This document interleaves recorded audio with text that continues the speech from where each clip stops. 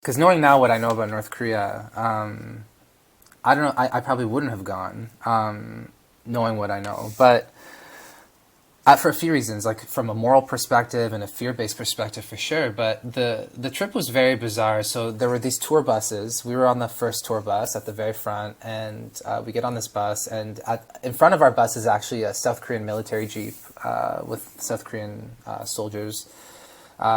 We crossed the DMZ. The South Korean Jeep is kind of idling there. We're like, there's all this tension. What's happening? Why are we frozen here? And then they kind of do a U-turn and disappear. And we're like, what the hell? Is this trip canceled? What are we doing? You don't know that this is going to happen.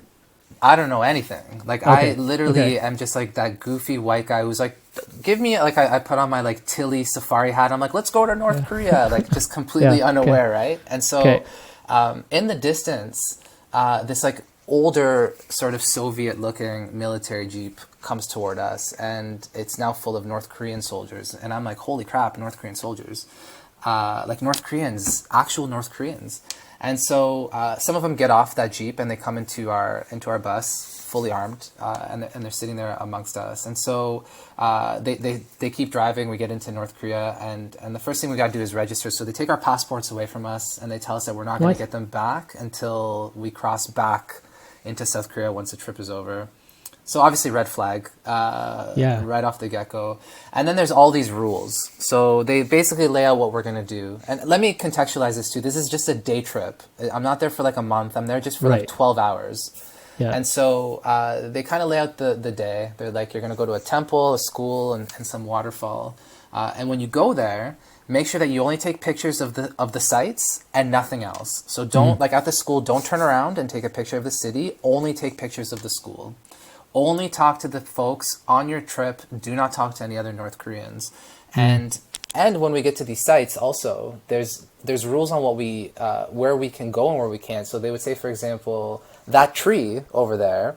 Yeah. Don't walk past that tree. Or that post over there, that post that we're pointing to. Don't walk past that post. And so, of course, I never walked past that post, but a couple months after my tour was over, a South Korean woman who's on that same tour walked past one of those trees or posts, and North Korean soldiers shot her, I believe in the back of the head, and killed her. And so those tours actually totally stopped. And so all these bizarre things are happening.